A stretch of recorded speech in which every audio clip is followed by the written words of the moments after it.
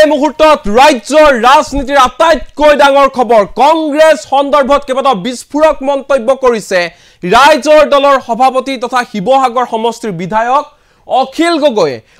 গগৈৰ ফালৰ পৰা কোৱা হৈছে আমি কংগ্ৰেছৰ কথা মতে নচলো আমি আমাৰ মতে চলিম পুনৰবাৰ কৈছো বিধায়ক অখিল গগৈয়ে নিজ মুখে সংবাদ মাধ্যমৰ সন্মুখত ঘোষণা কৰিছে যে আমি কংগ্ৰেছৰ কথা মতে নচলো আমি আমাৰ মতে চলিম অখিল গগৈৰ ফালৰ পৰা কোৱা হৈছে যে কংগ্ৰেছৰ প্ৰাৰ্থীৰ হৈ নিৰ্বাচনী প্ৰচাৰ চলালু হয় লোকসভা নিৰ্বাচনত হে বুলিয়ে আমি কংগ্ৰেছৰ কথা মতে উঠা বহা নকৰো আমি কংগ্ৰেছৰ কথা মতে কাম নকৰো ৰাইজৰ দলে কাহানিও কোনো দিনে কংগ্ৰেছৰ কথা মতে উঠা বহা নকৰে আৰু কাম নকৰে এই কথা স্পষ্ট কৰি দিলে বিধায়ক অখিল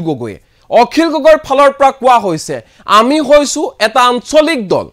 আমি আঞ্চলিকতাবাদেৰে আমি আমাৰ কাম কৰি যাম ৰাষ্ট্ৰীয়তাবাদেৰে আমি কেতিয়াও কাম কৰি নাযাওঁ স্পষ্ট ৰূপত এই কথা ঘোষণা কৰিছে বিধায়ক অখিল গগৈ এই মুহূৰ্তত জনাইছো এই বিগ পলিটিক্যাল নিউজ নিৰ্বাচনী প্ৰচাৰ চলালো বুলিয়ে আমি কংগ্ৰেছৰ ওচৰত আত্মসমৰ্পণ কৰা নাই মন্তব্য কৰিছে অখিল গগৈয়ে আমি কংগ্ৰেছৰ কথা মতে উঠা বহা নকৰো আমি কেতিয়াও কংগ্ৰেছৰ ওচৰত আত্মসমৰ্পণ নকৰো স্পষ্ট কথা অখিল গগৈ আমি কংগ্ৰেছৰ লগত সামিল হোৱা নাই নিৰ্বাচনী প্ৰচাৰ চলালো বুলিয়ে আমি কংগ্ৰেছৰ লগত সামিল হোৱা নুবুজায় আমি কংগ্ৰেছৰ কথা মতে নচলো আমি আমাৰ মতে চলিম আমি আমাৰ নিজৰ সিদ্ধান্তৰ মতে চলিম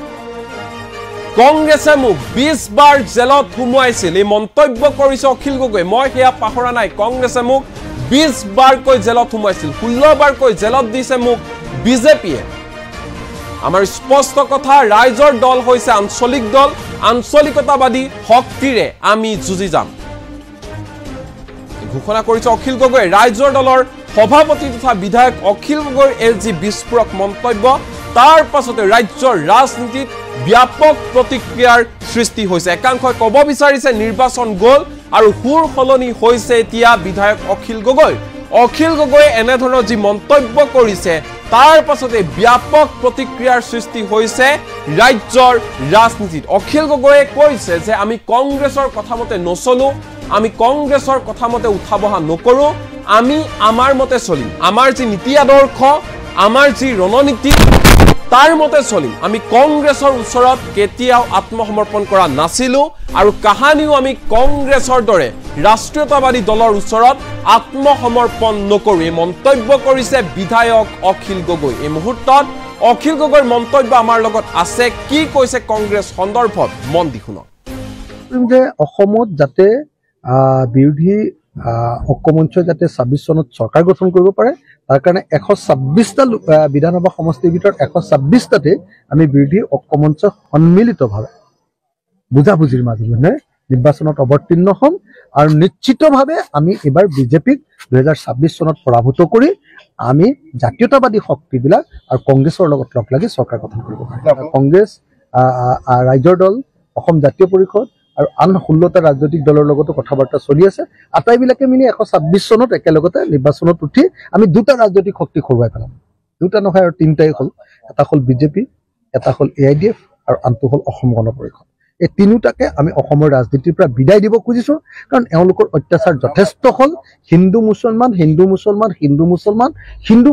ৰাজনীতি কৰি অসমৰ ৰাজনীতিক একেবাৰে কলুষিত কৰি পেলালে সেইকাৰণে আমি তেওঁলোকক বিদায় দিব যে আমি 2024 চনৰ লোকসভা নিৰ্বাচনত যদিও কংগ্ৰেছ দলৰ হৈ কেম্পেইন কৰিছো